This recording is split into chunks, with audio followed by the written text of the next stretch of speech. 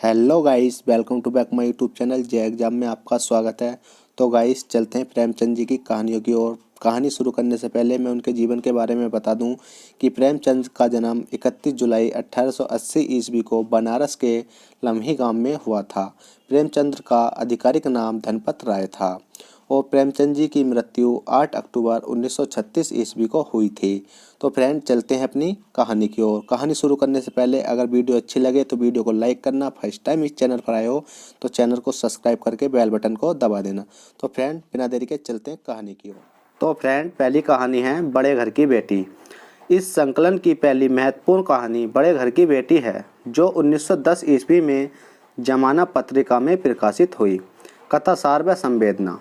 इस कहानी में बेनी माधव सिंह नाम के जमींदार हैं जिनके दो बेटे हैं। एक का नाम है श्रीकंठ सिंह तथा लाल बिहारी सिंह। श्रीकंठ सिंह का विवाह एक बड़े घर की बेटी आनंदी से होता है जो बहुत कम समय में अपनी नई परिस्थितियों के अनुसार ढल जाती है। एक बार घी के अपव्यय को लेकर लाल बिहारी सिंह आनंदी को डांटता है और बात आगे बढ़ने पर अपना खड़ाऊ उसकी ओर फेंकता। खड़ाऊ मतलब कोई बर्तन। आनंदी इस अपमान को नहीं सह पाती। श्रीकंठ सिंह की गहरी आस्था संयुक्त परिवार व्यवस्था में है। उसने कई परिवारों को टूटने से बचाया भी है, किंतु अपनी पत्नी का यह अपमान वह बर्दाश्त नहीं कर पाता और परिवार छोड़ने की घोषणा कर देता है। अनंतः आनंदी ही परिवार को टूटने से बचाती है और उसकी इस महानता को देखकर बेनी माधव सिंह कह उठते हैं, बड़े घर की बेटियां ऐसी ही होती हैं। स्पष्ट है कि यह कहानी संयुक्त परिवार तथा हृदय परिवर्तन जैसे पारंपरिक भारतीय मूल्यों पर आधारित है जिन्हें आगे चलकर महात्मा गांधी ने स्वाधीनता आंदोलन में अत्यधिक महत्व दिया है। फिर इसके बाद आता शिल्प क्या होता है। शिल्प क्या होता है।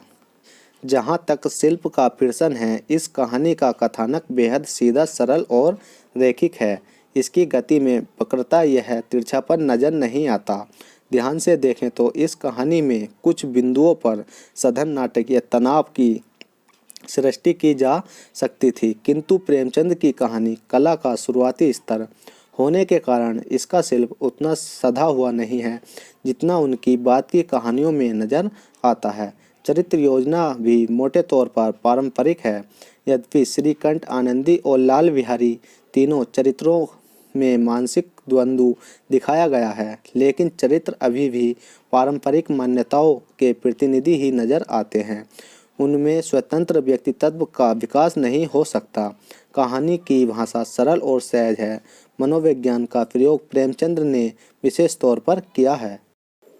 मुख्यतः नारियों के सामूहिक मनोविज्ञान के संबंध में। उदाहरण के लिए कहानी का एक वाक्य है, आनंदी स्त्रियों के स्वभावनानुसार रोने लगी क्योंकि आंसू उनकी पलकों पर रहते हैं। कहीं कहीं सूत्र वाक्यों का सुंदर प्रयोग है, जैसे सुंदर संतान को कदाचित माता पिता भी अधिक चाहते हैं।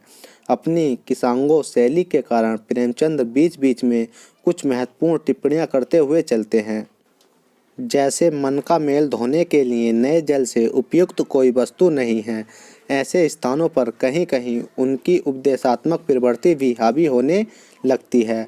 हास्य व्यंग्य का सुंदर प्रयोग भी इस कहानी की विशेषता है।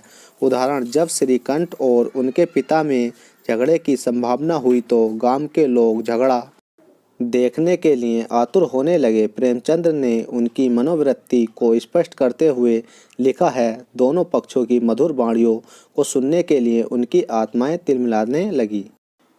मूल्यांकन। स्पष्ट है कि बड़े घर की बेटी प्रेमचंद की कहानी यात्रा के आरंभिक स्तर की प्रतिनिधि कहानी है। इसमें दिखने वाला आदर्शवाद, नैतिकतावाद व परिवारवाद आरंभिक प्रेमचंद की मूल विशेषता है। शिल्प के स्तर पर भी सपाट कथानक, सीधी चरित्र योजना, सरल हिंदुस्तानी भाषा व सामूहिक मनोविज्ञान जैसी प्रवृत्तियों का प्रयोग आरंभिक प्रेमचंद की प्रतिनिधि शिल्पगत विशेषताओं को व्यंजित करने वाली विशेषता है। अगर फ्रेंड कहानी अच्छी लगी हो तो वीडियो को लाइक करना, अगर फर्स्ट टाइम इस चैनल पर आए हो तो चैनल को सब्सक्राइब करके बेल बटन दबा देना, जिससे कि आपको आने वाला नोटिफिकेशन मिलता रहे। तो चलते हैं फ्रेंड, फिर मिलेंगे आपसे नई कहानी के साथ। जब तक के लिए बाय।